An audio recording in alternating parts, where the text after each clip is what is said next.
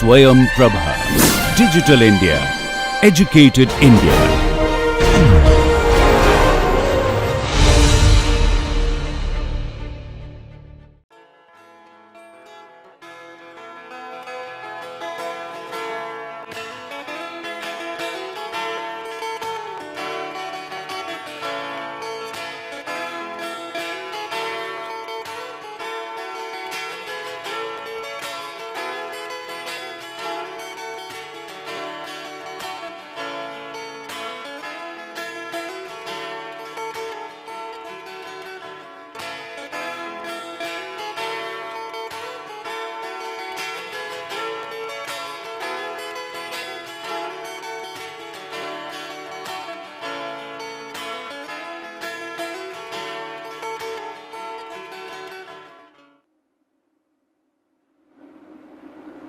Welcome to the fourth lesson of fourth module, which is on torsion part 4.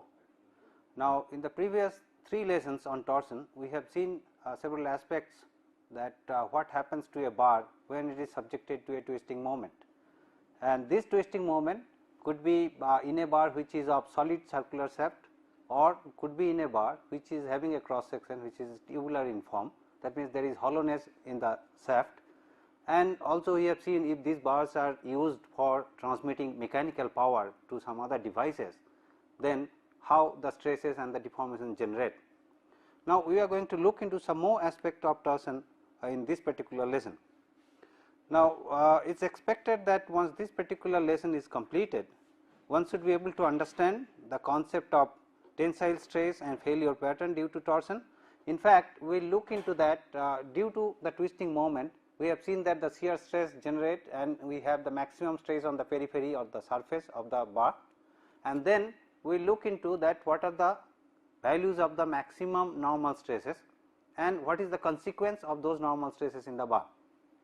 Secondly, we will look into that one should be able to understand the effect of torsion in indeterminate system. Now, so long we have discussed aspects of the determinate system. That means, if the twisting moment is acting in a bar, then we can evaluate the resisting twisting moment from simple equilibrium equations.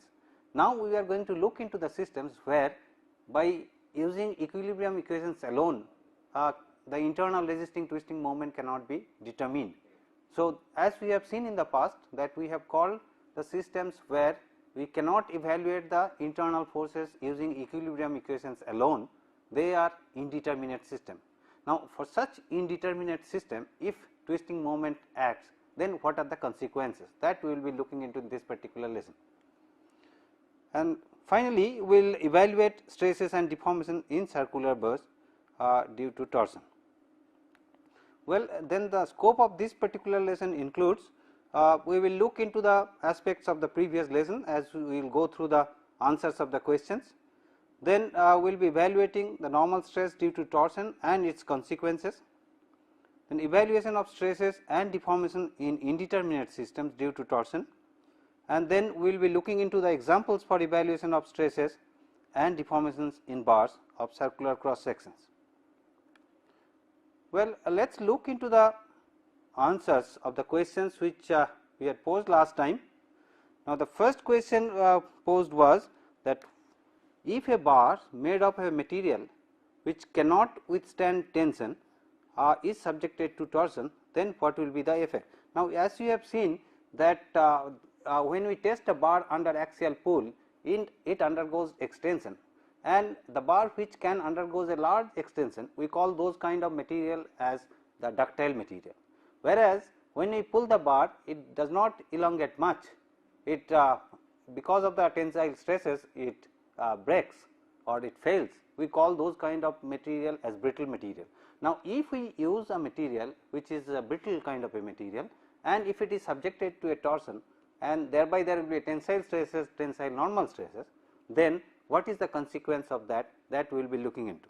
So, let us look into that aspect of it.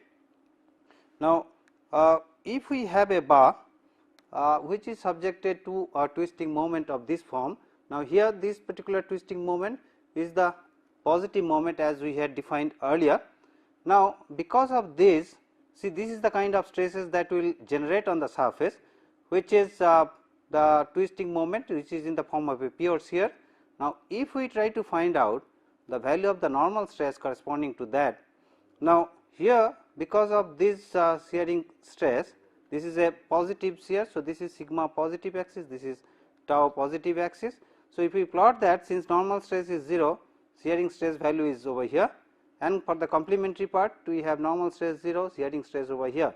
Now, if we plot the Mohr cycle corresponding to this, then this is the value of the maximum normal stress, which we call as sigma 1, and this sigma 1 is of magnitude equivalent to again the tau, this magnitude being tau, sigma 1 is also equals to tau.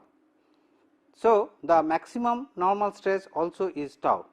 Now, this particular point is at an angle of 90 degree from the reference plane, which is this. So, in actual plane, so this is the Mohr's plane.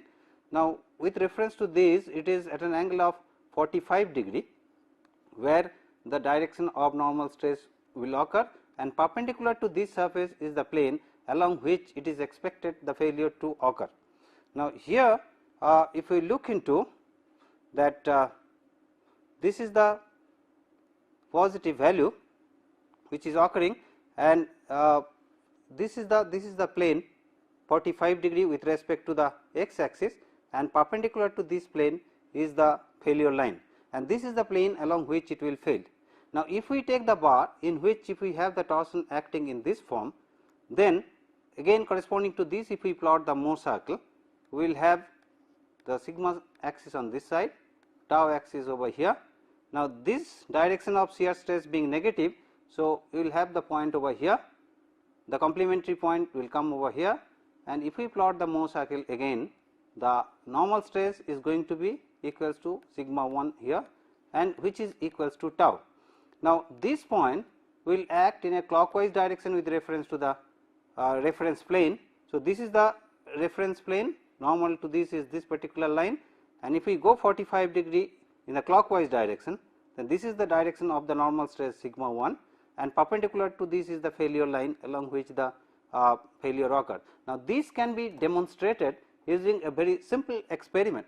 Now, let us say that we take a piece of chalk, which is a kind of a brittle material, and in fact, if we apply a twisting moment for the first case, which is in the anticlockwise direction, then you see that we get the failure is in this form as we have seen. This is the line which is inclined at an angle of 45 degree, and if you look into this particular line, which is equals to the 45 degree as we have seen in the first case. Similarly, if we perform a similar kind of experiment, but this time we apply the twisting moment in a clockwise direction as we have seen in the second case, then you see the kind of failure which we have obtained, that is corresponding to the second case. So, this is a simple experiment to demonstrate that twisting moment, when it acts into the bar, the failure line occurs along the perpendicular direction of the stress, or which is the failure plane. Well, let us look into this aspect a little more clearly, that this is the failure line along which, because of the twisting moment, along this bar is failing over here. Well, let us look into the second question then, that what is the relation between power and the torque. Now, having looked into that, because of the twisting moment, the tensile stresses which is getting generated on the surface, it causes failure which is perpendicular to the direction of the normal stress. Now, the second question is, what is the relation between the power and the torque when a shaft is subjected to a twisting moment. Now, in the last lesson we had looked into that power is generally defined as the rate at which work is done.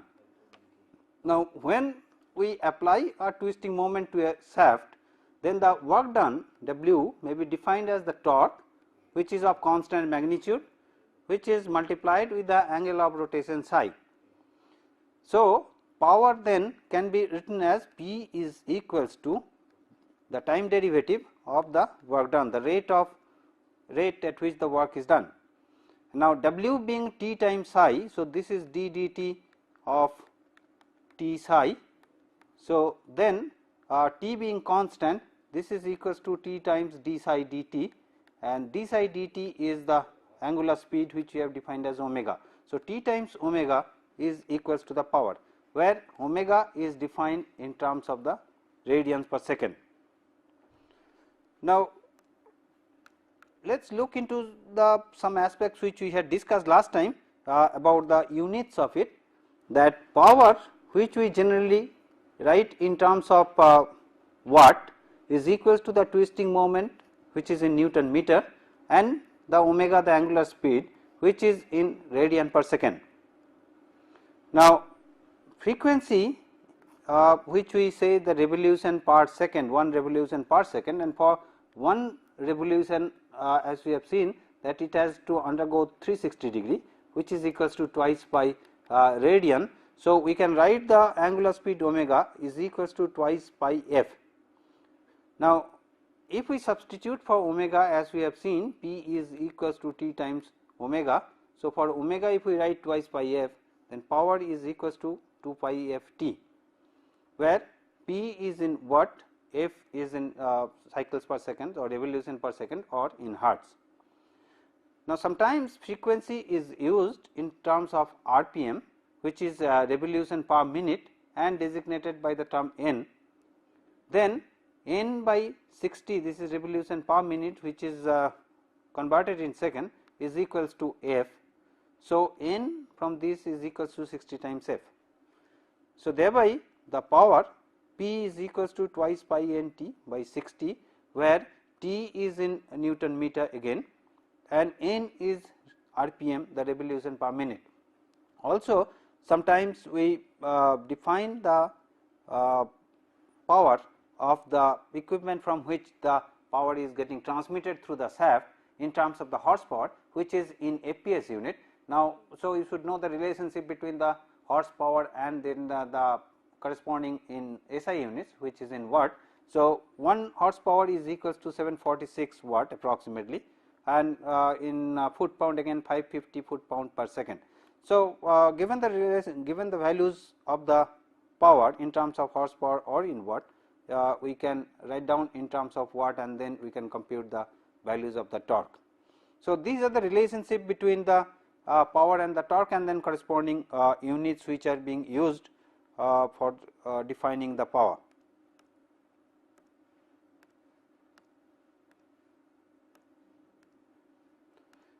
Now, the last question which was posed was, how will you evaluate stresses and deformation in circular bars for indeterminate system? Now, as we have discussed, so long we were looking into the systems of the bars where the bar is fixed at one end and subjected to the twisting moment, or if you have a shaft which is fixed at one end, may be non-uniform, subjected to non-uniform torsion at different points. Now, in all these cases we could evaluate the values of the internal resisting twisting moment by employing the equations of equilibrium. If we could take the free body diagram, and from that free body diagram we could able to evaluate the values of the internal resisting twisting moment. Now, if we go for a system in which the equilibrium equations alone are not adequate to evaluate this internal resisting twisting moment, then those systems are no longer a determinate system. So, if we come across such indeterminate system, then what will be the ways by which we can evaluate the internal resisting twisting moment? Now, one of such examples is, supposing if you have a bar which is fixed at both ends, and then if it is subjected to a twisting moment, then what will be the stresses in the bar, or what will be the deformation in the bar which because of this twisting moment? If we like to evaluate that, this particular problem we cannot solve it by using equations of equilibrium alone. Now, for that we will have to, as we have seen in the past, that a bar which is an indeterminate one for evaluating the stresses and the strain, the axial stress and the strain, there we had to resort to the equations for the compatibility. Now, here also for indeterminate system we will have to generate additional equations from the equations of compatibility. So, once we have the equations of equilibrium and equations of compatibility, then we will be in a position to evaluate the internal resisting twisting moment, from which we can compute the value of stresses and the deformation. So, let us look into that how do we carry out that. Now, let us look into a system in which a bar or a shaft which is having different diameter. Let us say this diameter here is d1 and this diameter here as d2, and it is clamped at this particular end as well as it is clamped at this end. Now, if this is clamped and is subjected to a twisting moment, let us call this as say T0, then what will be the values of the twisting moment at this end since it is clamped, and also what will be the stresses and the deformations in these particular zones. Now, as we can write down the reactive twisting moment like this. Now, this is the positive twisting moment, as we have defined that when it the twisting moment is in anticlockwise direction, then the direction of the vector notation or the direction of the twisting moment is towards the thumb, and that is what has been shown over here. The twisting moment which is acting over here T0, the vector direction is this. So, this is T0. Now, if that is acting in this particular shaft, then what are the reactive twisting moment at these two ends? They are in the opposite direction, which is in a clockwise form, and let us say that this point is A and this point is B, and accordingly let us call this as twisting moment at A and twisting moment at B. Now, obviously then the twisting moment T0 will be distributed in this reactive twisting moment, which is Ta and Tb. So, T0 is equals to Ta and Tb. Now, this is the equation of equilibrium. Now, the external twisting moment which is acting in the shaft is getting equilibrated by the support twisting moment Ta and Tb. So, T0 is equals to Ta plus Tb. So, this is the equation of equilibrium. Now, as you can see from this particular expression that Ta and Tb are the two unknown parameters and we have only one equation. So, from one equation you cannot solve the two unknown parameters. So, you need an additional parameter to be brought in.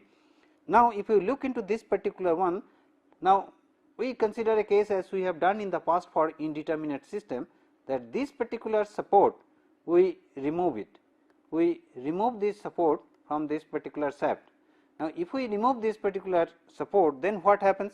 The consequence of this is that because of the twisting moment which is acting, the T0, this will cause the rotation of the shaft, and let us say the rotation which it undergoes at this particular end, if we call this rotation as theta 1, which is at end B, is being caused by the twisting moment T0. Now, let us remove this twisting moment and let us apply the resistive twisting moment which is Tb at this end, and this Tb also is going to cause a twisting moment over here. Let us call this as theta 2. Now, this particular support B being fixed in position, so it is expected that there will not be any rotation because of the twisting moment. So, the net rotation at support B is equals to 0. So, the theta 1 which we get corresponding to the twisting moment T0 and theta 2 which we get corresponding to the resistive twisting moment Tb, that should be equals to 0. So, if we substitute that means if we write theta 1 plus theta 2 equals to 0, and then theta if we write in terms of a twisting moment T, then we get another set of equations. So, we get equation 2 and this is equation 1. So, from these two equations we have two equations now, and we have two unknown parameter T and Tb, then we can solve for Ta and Tb. So, an additional equation has been generated from the deformation compatibility in this particular case, and we call this as a compatibility equation. So, for indeterminate system, in fact, we need the equations of equilibrium to be written, we need equation of compatibility to be written, which is as a function of the twisting moment, which is as a function of the rotation theta, and then we write the torque displacement relation, so that we can get this compatibility equation in terms of twisting moment T. Then we have two equations, from which we can compute the unknown values T A and T B.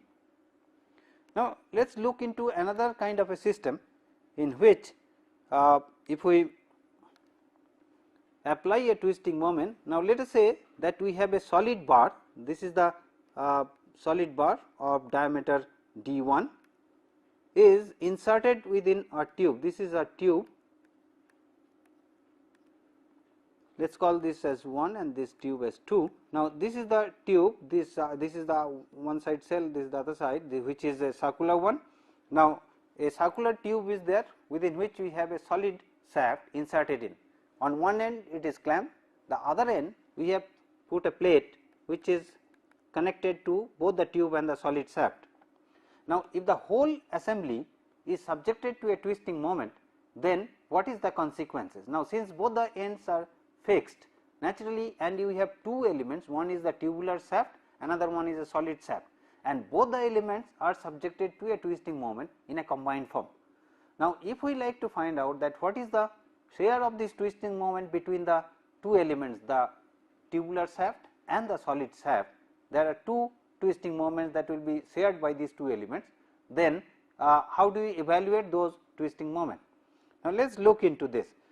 Now, supposing if we take off this particular plate, rigid plate from this and take out the shaft over here. So, this is the solid shaft, internal solid shaft, which is subjected to a twisting moment, vectorial notation of which is this, and let us call that twisting moment as T1. That means, the external twisting moment T, which is acting in the composite system, is shared by the shaft and the tube. Now, the twisting moment which is acting in the solid shaft, central solid shaft, is equals to T1. The twisting moment which is acting in the tubular form is equals to T2. So, we have T1 and T2, and the diameter of the internal shaft is equals to D1 and the external diameter or the outer diameter of the tubular shaft is D2. Now, we will have to find out the values of T1 and T2. Now, if we write down the equilibrium equation, then external twisting moment T is equals to the twisting moment T1 plus T2, because this external twisting moment T is to be shared by the solid shaft and the tubular shaft. Now, again we have only one equilibrium equation and we have two unknown parameters T1 and T2. So, from this single equation we cannot evaluate the values of T1 and T2. So, we need an additional equation to be generated so that we can evaluate these two unknown values T1 and T2, and this additional equation can be generated if we take the compatibility into account. And what is the compatibility criteria in this particular case? Here you have the composite system where you have external tube in which you have a solid shaft and both are enclosed within two fixed supports. Now, when this is being twisted, now the whole composite system is undergoing a rotation, and also since both the tube and the solid shaft are under the constraint of these two plates, they are expected to undergo the same amount of rotation. So, the rotation in the solid shaft and the rotation in the tubular shaft, they should be identical, and that is the compatibility from which we can generate additional equation. So, now if we say that, if we say this is the rotation theta 1 that this particular solid shaft is undergoing because of the twisting moment T1, and if we say theta 2 is the twisting moment, I mean the rotation that is being that this tubular shaft is undergoing because of the twisting moment T2, then we say that theta 1 is equals to theta 2, and this is compatibility equation. So, this is our equilibrium equation where we say that T is equals to T1 plus T2, and this is our compatibility where theta 1 is equals to theta 2. Now, theta 1 and theta 2, now if we write in terms of the twisting moment, as we know that T by J is equals to tau by rho is equals to g theta by L. So, theta in terms of T is nothing but is equals to T L by G J. So, the value of theta in terms of T is equals to T L by G J. So, if we write down that theta 1 is equals to T1 L being the same, because both are within the same confinement. So, the length of the solid shaft and length of the tube are identical, and let us call that as L. So, T1 L by G, and let us call this as J1, which is the polar moment of inertia of the solid shaft. Likewise, theta 2 will be equals to T2 L by G J. Now, if we have the same material, or J2, if both the tube and the solid shaft made out of the same material, then the shear modulus value G will be identical. But if this tube and the solid shaft, they are of different material, then you will have two different values of G, and correspondingly we will use G1 and G2 to make it more general. So, now that if we equate this theta 1 and theta 2, we can get a relationship between T1 and T2. So, that is the second equation which will be generated from this compatibility. So, equation 1 and equation 2 can give us the values of T1 and T2.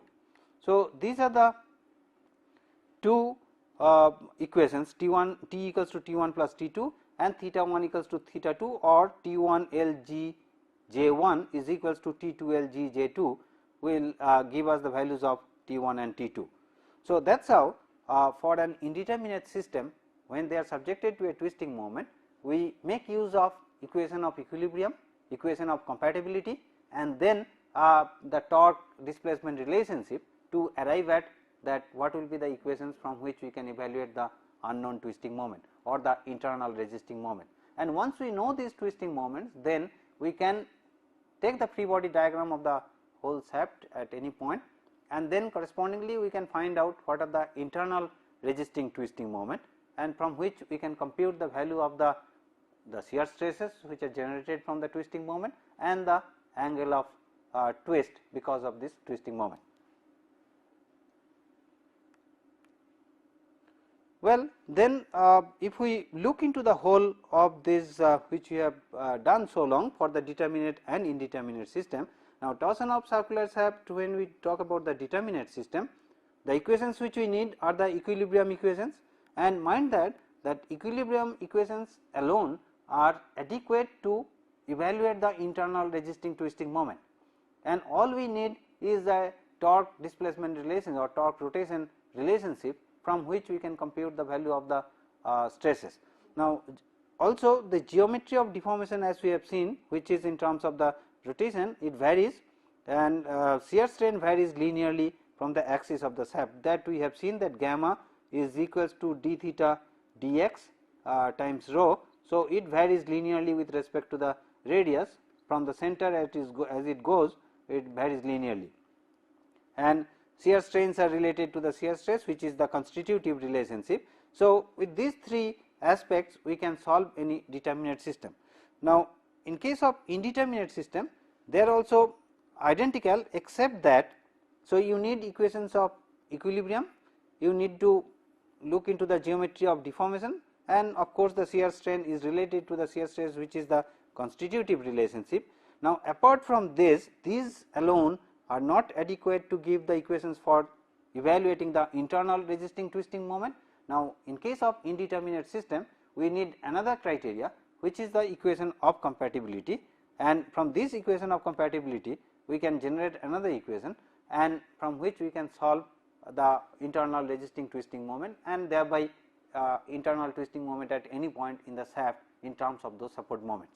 So, now that you are in a position to distinguish that if a bar which is supported at one end and subjected to a twisting moment, then we can compute twisting moment at any point, whether it is uniform torsion or non-uniform torsion, or whether the shaft is uniform or non-uniform, and accordingly we can compute the value of the twisting moment and the stresses, and then corresponding the angle of rotation.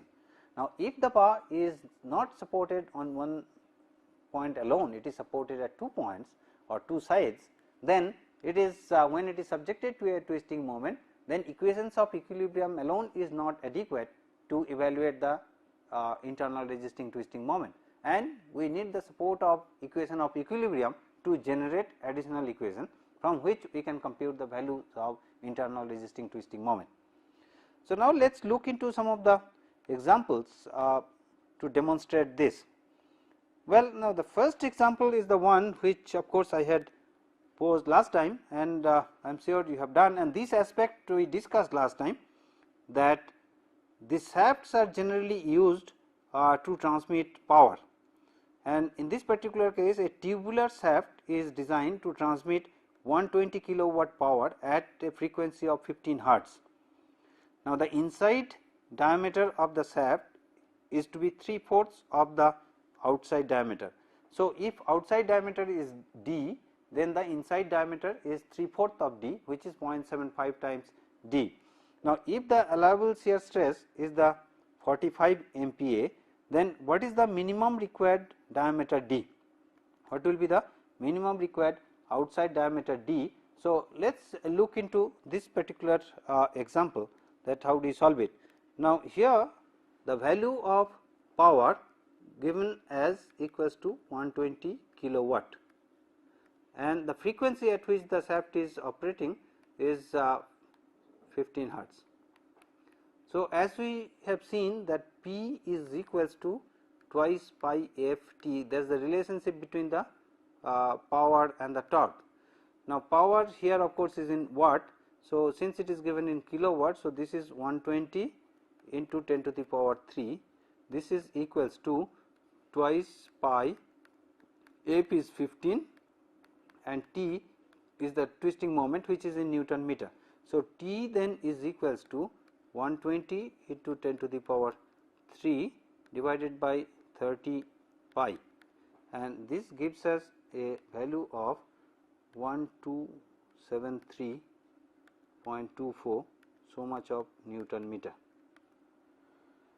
So, this is the value of the twisting moment that is being generated because of the power driven, which is 120 kilowatt at a frequency of 15 hertz. Now, given that the outer diameter of the shaft d outer is equals to d, and consequently d inner is 3/4 of the outer diameter, which is 0.75 times d.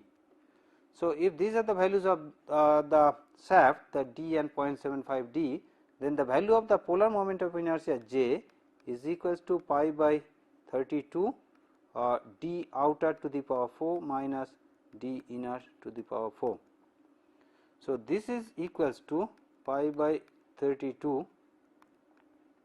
Now, d outer here is d. So, d to the power 4 minus 0.75 d to the power 4.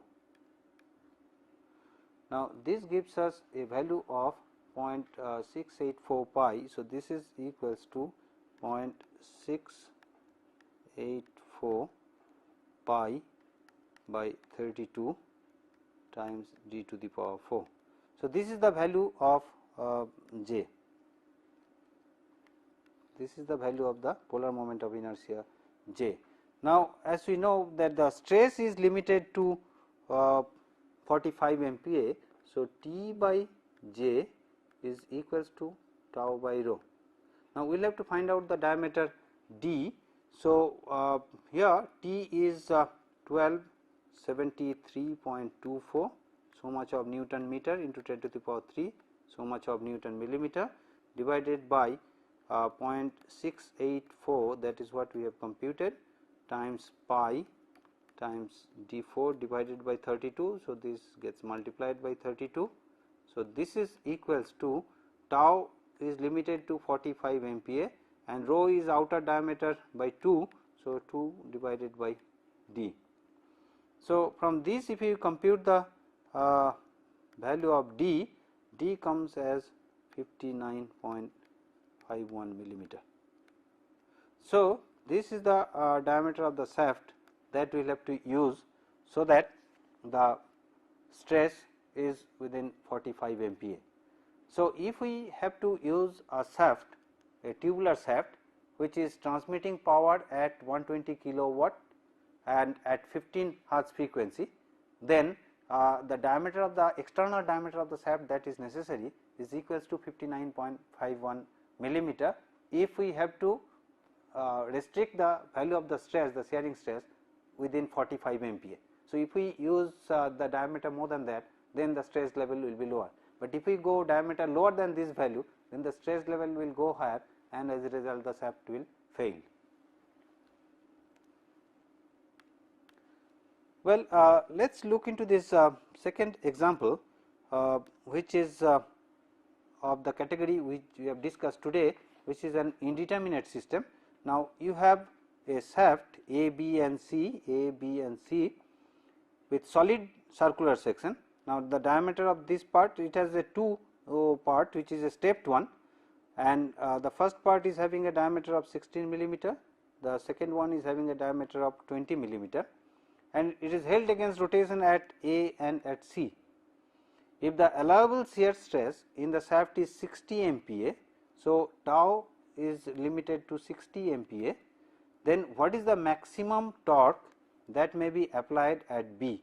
So, the torque T which can be applied at B, maximum torque at B, so that the shear stress does not go beyond 60 MPa.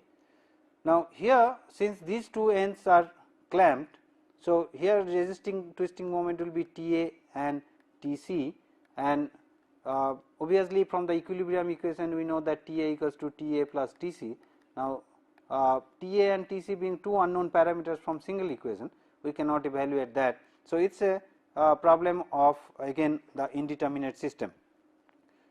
Now, let us look into this free body diagram. If we take the free body of the shaft, now here we have the twisting moment that we will have to evaluate is T, which is acting at B, and the resistive twisting moment at end A and AC, if we say T A and T C, then our equilibrium equation gives us that T is equals to T A plus T C.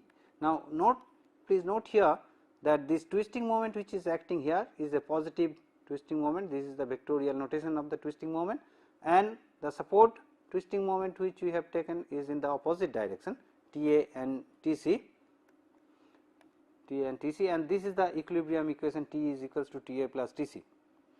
Now, so this is equation 1. Now, another equation we can generate from the compatibility criteria. Now, when this is subjected to a twisting moment here at T, and mind that this is acting at this point at B. Now, once we have removed this particular support, it becomes a determinate system. Now, if we cut across here and take the right hand free body, then since here there is no twisting moment, so from part B to C it is free of twisting moment, but between A and B we have the twisting moment T. Now, if we try to find out the rotation here, which let us call this as theta 1, which will be occurring because of the twisting moment T at C, and in this particular free end at C, because of the resistive twisting moment T C, there will be another rotation, and let us call this rotation as theta 2. So, what is going to happen is that this theta 1 and this theta 2, if we combine together, since this end is fixed, it cannot undergo any rotation. So, theta 1 plus theta 2 should be equals to 0. So, this is the equation of compatibility, and then this if we write theta 1 and theta 2, if we write now from theta 1, from this particular free body diagram, theta 1 is going to be equals to T when it is subjected to the action of T over the length AB. So, T L A B by G J A B, that is the polar moment of inertia of the part AB. Now, since there are two different diameters, so J A B and J B C are different. Now, when this particular shaft is subjected to a twisting moment at C and undergoing a rotation of theta 2, now the value of theta 2 will be equals to the twisting moment T C. Now, for part AB it will be length AB by G times J A B. Also for the part BC there will be a rotation, so there will be plus T C times length BC divided by G J B C, and if you note here that the twisting moment T is acting in the positive direction, as we have defined earlier that when it moves in an anticlockwise direction. So, the direction of the twisting moment is in the positive x direction. So, the rotation correspondingly also is positive, and Tc is acting in the opposite direction, which is a negative. So, theta 2 as a whole is a negative. So, theta 1 plus theta 2 equals to 0 will lead theta 1 equals to theta 2, and from this we can find out the relationship between Tc and T, and we have already a relationship between Ta and Tc. So, from this we can evaluate Ta and Tc. Now, let us compute these values. Now, as we have seen, T is equals to Ta plus Tc. This is our equation of equilibrium. This is equilibrium equation. Now, equation of compatibility.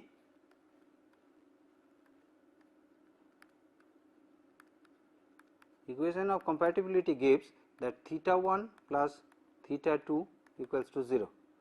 So, this is the second equation. Now, we will have to apply the torque rotation relationship, which is theta 1 is equals to T A times, or let us call this as theta 1, which is arising because of the T, let us call this as T times length A B divided by G J A B, which we have seen just now that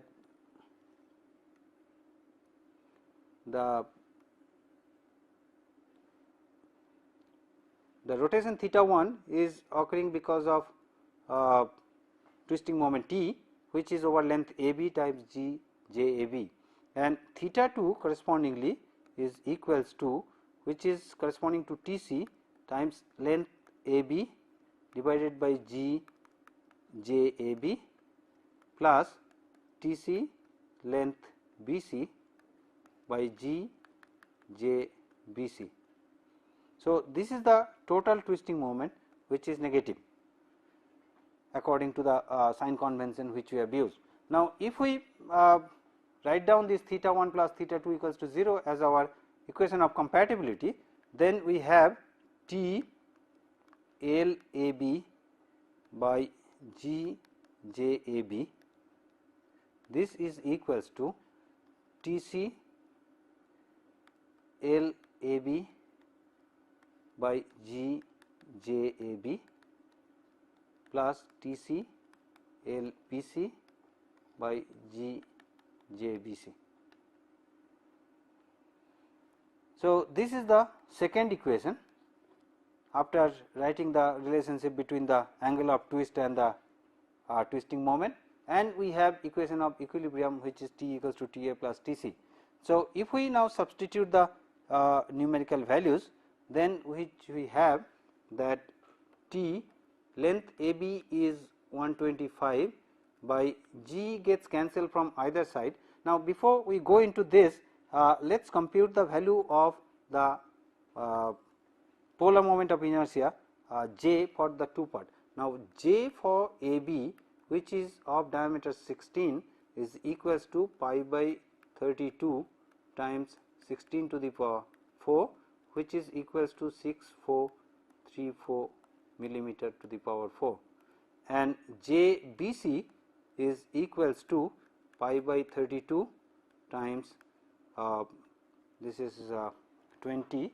So, 20 to the power 4, this is equals to 15708 millimeter to the power 4.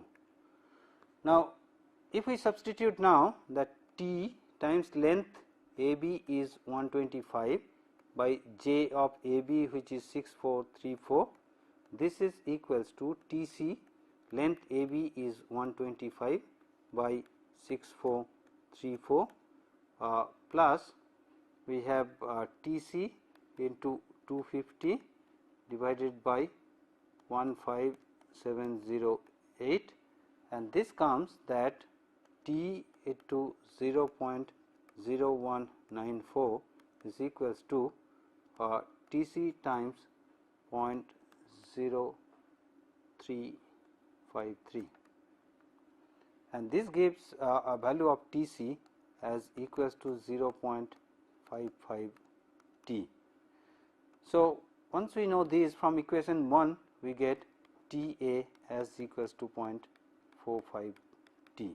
So, now that we know the values of T A and T C in terms of T. Now, if we have to restrict the value of stress to a value or we need to evaluate the values of the twisting moment, what will be the value of the twisting moment T if we restrict the stress tau to 60 MPa. The stress is to be limited to 60 MPa and correspondingly we will have to find out the value of tau. Now, if we take the value of tau as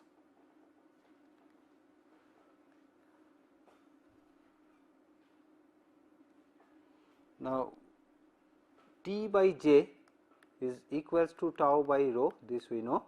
So, we say that tau is equals to T rho by J and tau for AB part let us say is restricted to 60 is equals to T A times 8 is the rho because 16 is the diameter divided by J A B which is 6434. Since we are using the twisting moment T A over the part A B, then twisting moment which is acting at T A, if we take a section in between A B, then the resistive moment also will be T A. So, over the part A B if we compute the stress which is equals to T times rho by J. So, T rho is 8 and J is 6434. From this the value of T A comes as equals to and T A is as we have seen is equals to 0.45 times T. So, if we substitute that, this gives us a value of 107.3328 or 23. So much of MPa. Now, this is the value of the twisting moment from the part AB. Now, let us see the value of the twisting moment from the part BC. Now, from the part BC again we can say tau is the shear stress which is limited to 60 MPa is equals to T B rho BC by or TC rho BC by J BC. Now, TC is equals to 0.55 times T, rho BC is equals to 10 and JBC is equals to 15708.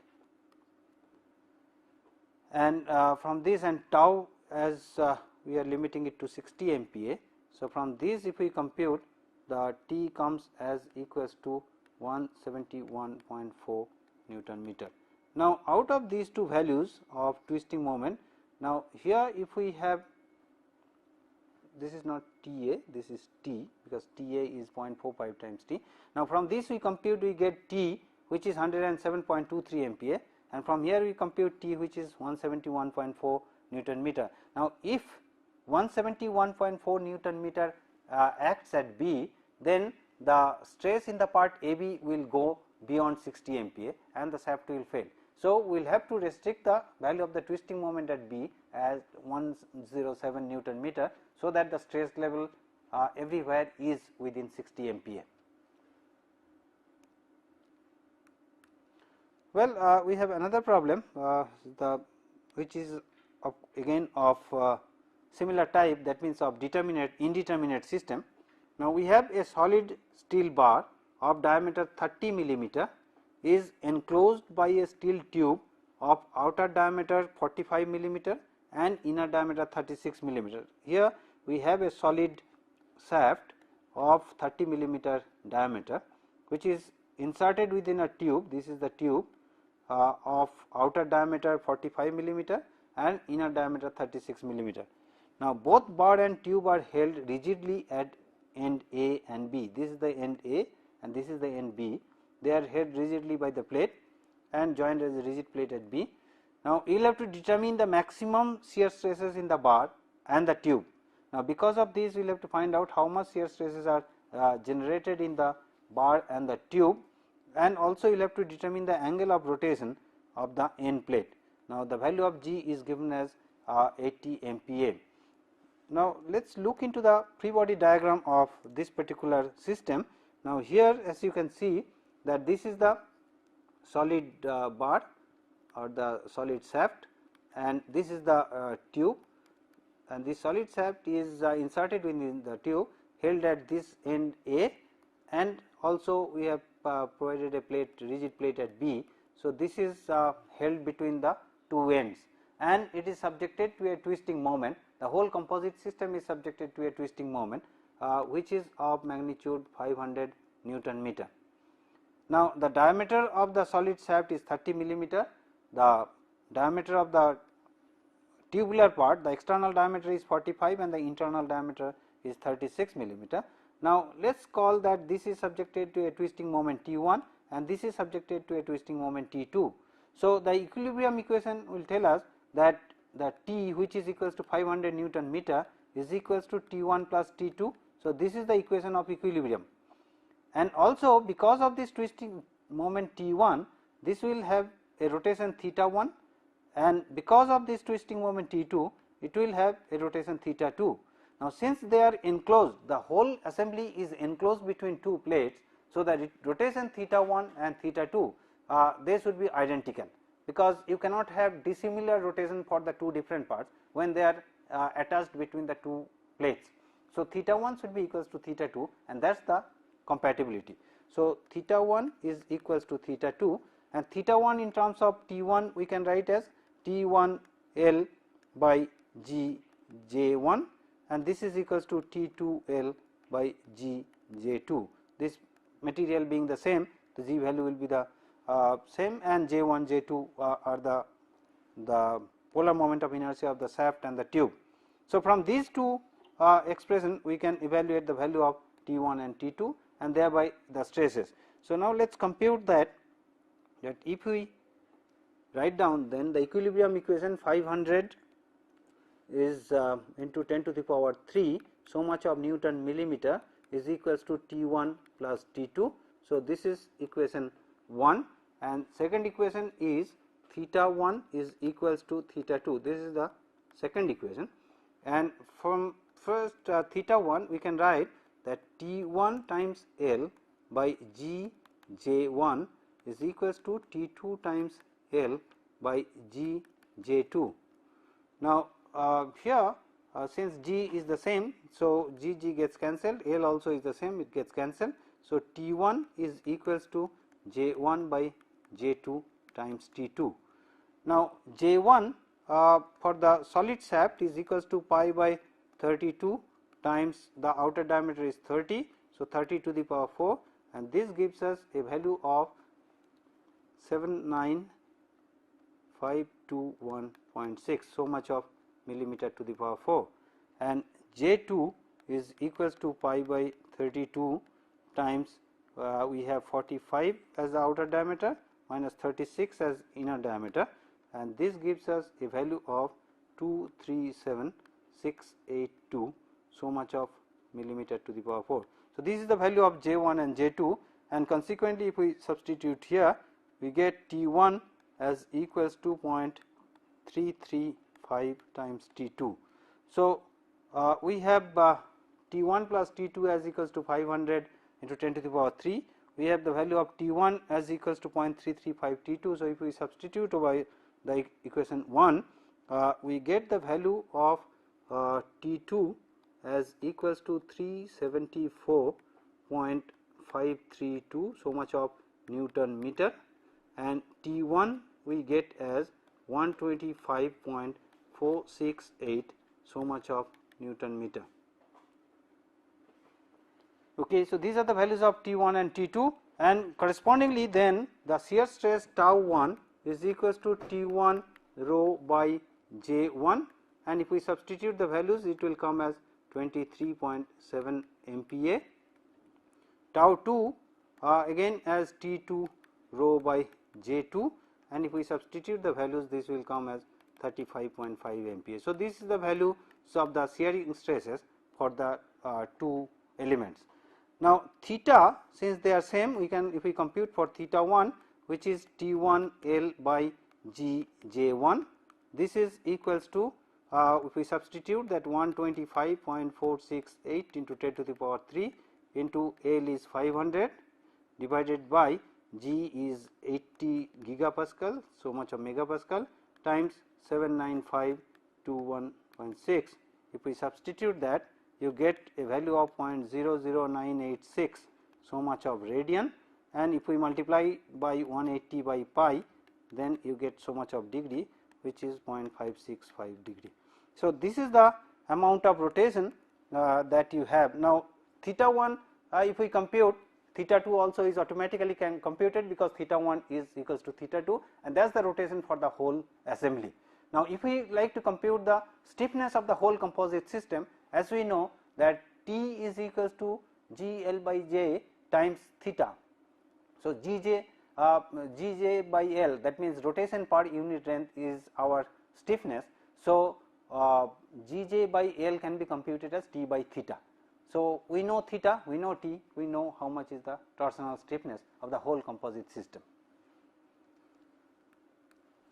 Okay, then to summarize now, for this particular lesson, we have evaluated the maximum normal stress due to torsion in the shaft, and we have seen that how the failure line occurs because of this maximum normal stress. The direction of the normal stress, if we compute, the perpendicular direction to the normal stress direction is the one which is the failure line, and that is at 45 degree, which we can see from the Mohr circle event.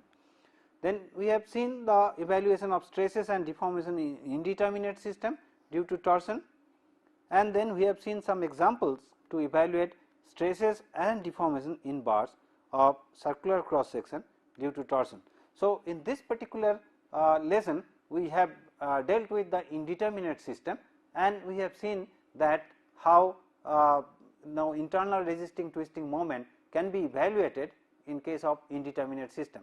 In case of determinate system, we had computed directly from the equations of equilibrium.